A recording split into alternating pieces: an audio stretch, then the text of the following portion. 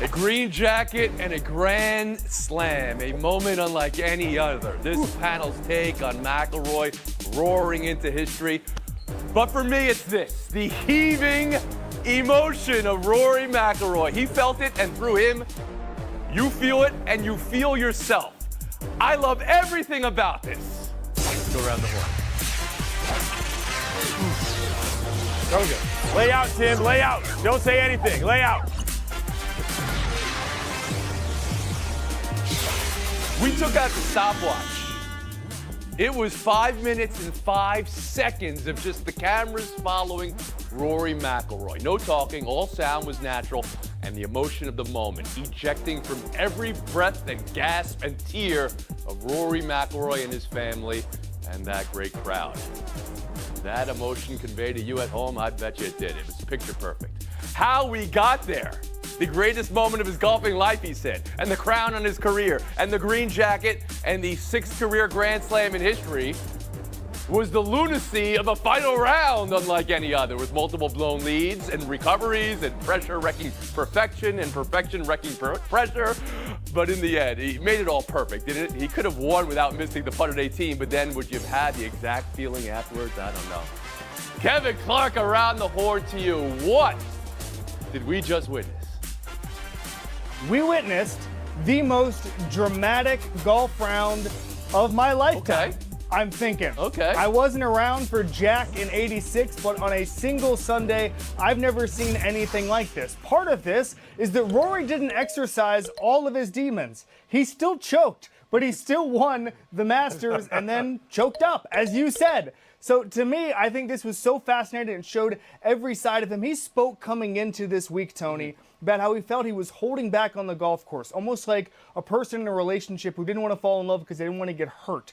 That, to me, was the human side of it. He has learned to be vulnerable on the golf course, and we saw that. We saw those emotions all of Sunday. Maybe it was too many emotions on some of those shots, but this, to me, is the start of something, not the end of something. I know that's crazy when it's something 35 major starts without a victory, second longest drought in the history of golf. I understand that sounds like lunacy, but he might go on a run here. Quail Hollow, he's won 4 times that. That's where next month's PGA is. Royal Portrush, where the British Open is, that's his home country. There's going to be a run here. He's going to be more comfortable. He's still one of the best golfers in the world. Again, this isn't Jack in '86. This isn't Tiger in 2019. He's going to go on an absolute tear. Okay, that's a prediction from Kevin Clark. But the headline was even more so than Tiger in 19 or Jack in 86, a young Kevin Clark. This was the most memorable final round of golf you've seen at Augusta. Courtney Cronin, around the horn to you. I wasn't old enough to watch Ben Hogan or anybody else like No Kevin Clark, but this was the most dramatic day that we saw at Augusta in our lifetime, more than Tiger in 2019. But like Tiger in 2019, most of us were rooting for Rory to just finish the job, to have more ups than downs on a day that was a complete roller coaster from start to finish. He starts the final round with a 2-shot lead and then squanders it on the first hole, and then to get back to a 4-shot lead on the back 9, and then say an amen at the corner. My goodness, Tony, that shot that he had with his wedge on 13, one of the worst shots you'll see from someone to actually win the Masters. It was the full Rory microcosm in the matter of 2 holes, from what he did on 13 to then put himself in position to go and finish out the stretch on 15. This was the Rory experience. And I'm with him because when he says, he asked the media a question after the final round, he says, what are we going to talk about next year? I don't know the answer to that because he was the biggest Masters liability. He had been here 17 times, had never been able to win it, had choked in the pairing that he had last year at the U.S. Open with Bryson DeChambeau. He got beat by 1 stroke, and then to outduel Bryson, who just did not have it at all yesterday, and then to beat the golfer who had the best round, especially on the back 9 in the playoff with Justin Rose. That's what made the victory all that much sweeter for Rory, to exercise these sports demons that have been over him. All right, so another saying, it's as good as they've seen. Perhaps it's recency bias. We turn to Tim Calishaw. What did you just witness with Rory McIlroy?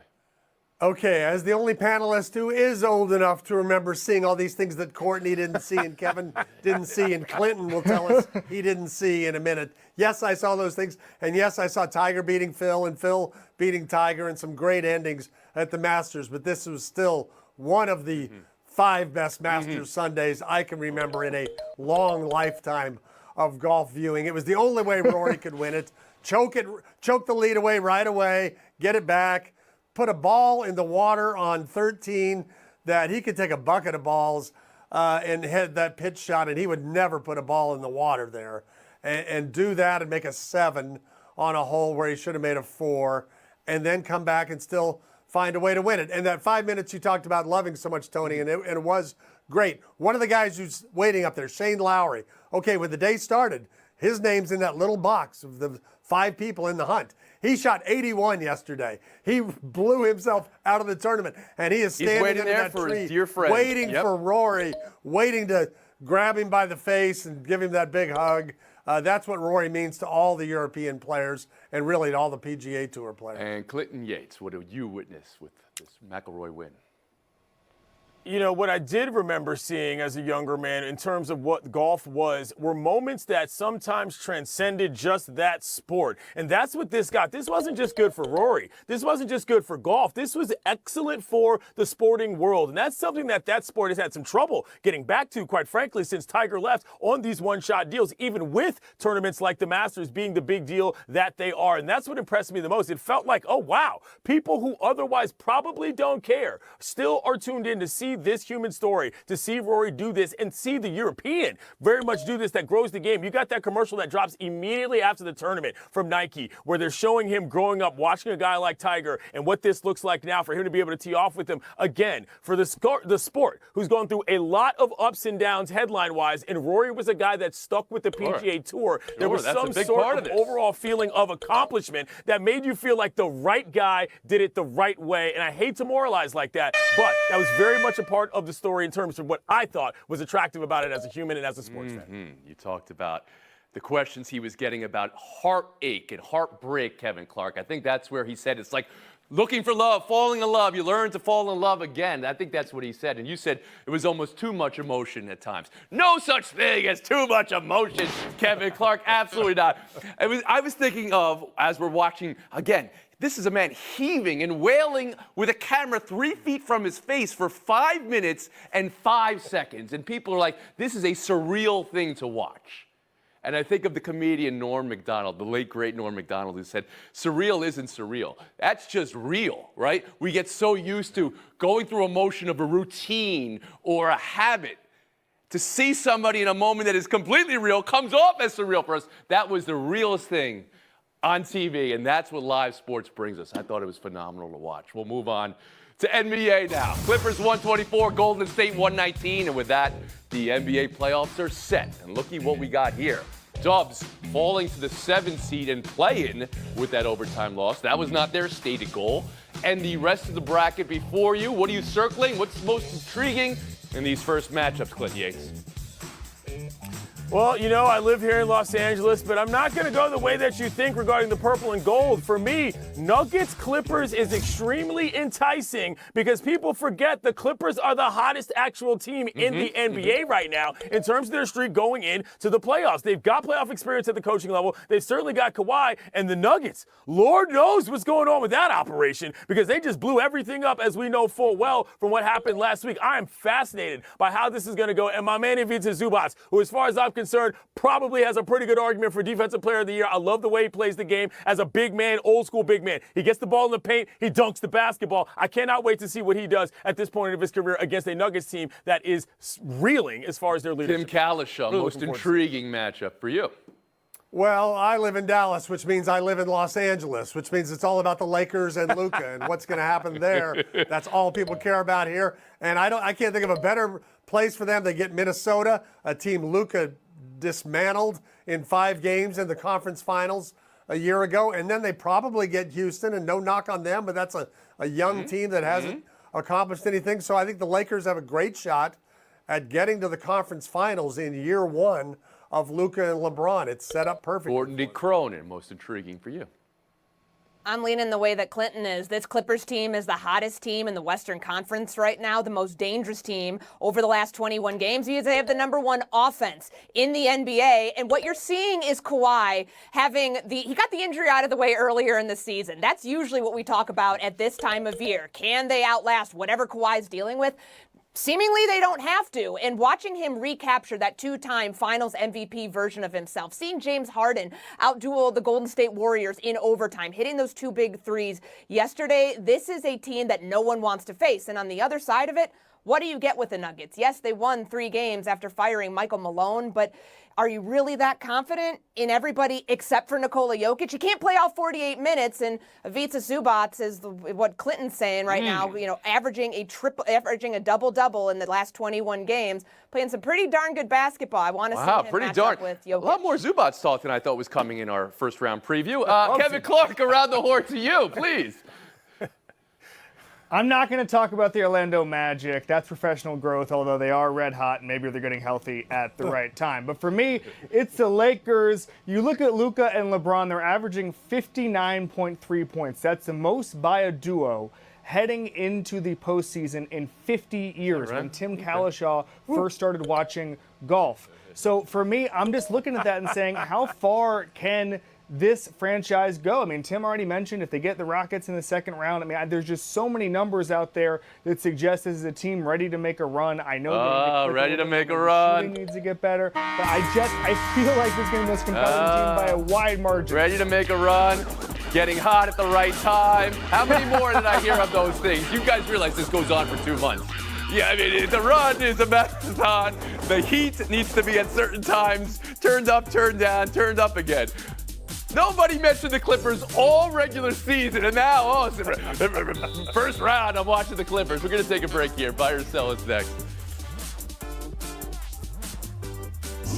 Story of the weekend from college football is fascinating. Tennessee quarterback Nico Iamaleava reported NIL dispute, perhaps not unlike what other schools and players are going through at the moment, but the details here have emerged, and this is what jumps out. The numbers of the NIL contract have been reported. $2.4 million per season initially agreed upon between the school and Nico, allegedly, wanting a raise to $4 million.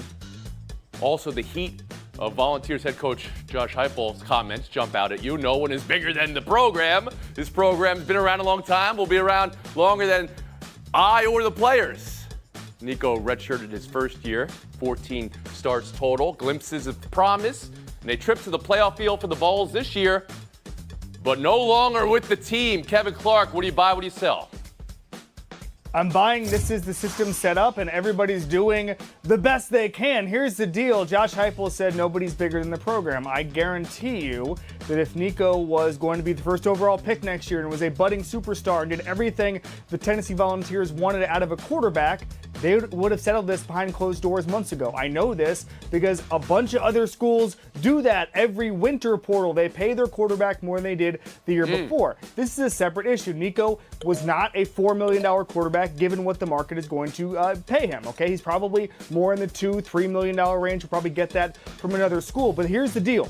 The NCAA has set up a system where they can go their separate ways. There is no punishment. There is no incentive for a quarterback to honor their NIL deal. They're not employees. This is the mess that the NCAA has set up. Nico is not out of order. The whole system is out of order.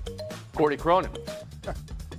I'm buying that there's a good chance he's taking a pay cut. His market right now is not the same as it would have been in December when other teams were either paying their own quarterbacks or going into the portal to go get another quarterback. He and his team are playing a really dangerous game. Either they know they can go make $4 million somewhere else, or he's taking a gamble to leave and jump in the portal when the second window opens later this week. The silliest thing he could have done, Tony, was skipping practice on Friday, the day before Tennessee's spring game. Shouldn't you at least keep up the appearances that Tennessee's bidding for your services? If you didn't have your family or your advisors leveraging you out like that, you'd be in a much better situation if you're Nico Iamaleava, who now has to be at the beck and mercy maybe of a UCLA, a USC, or a few other teams that don't have a quarterback but see what another team wouldn't pay you, so why should they? Tim Kalishaw. I think this is much bigger than the NCAA. I just think it's a sad story. A few years ago, we're talking about should a Heisman winner like Johnny Manziel be able to make a few $1,000s signing autographs. We have very quickly got to the point where you can be a sophomore quarterback, unproven, and you're not happy with $2.4 million a year because you know of guys getting $3 million. That's a sad statement on human beings, and it's a terrible place for college football to be. And Clinton Yates. You know, I've known about Nico for a while. He's out here from Southern California, so his name has been in these circles for a long time in terms of potentially being good. But the operative word there is potential.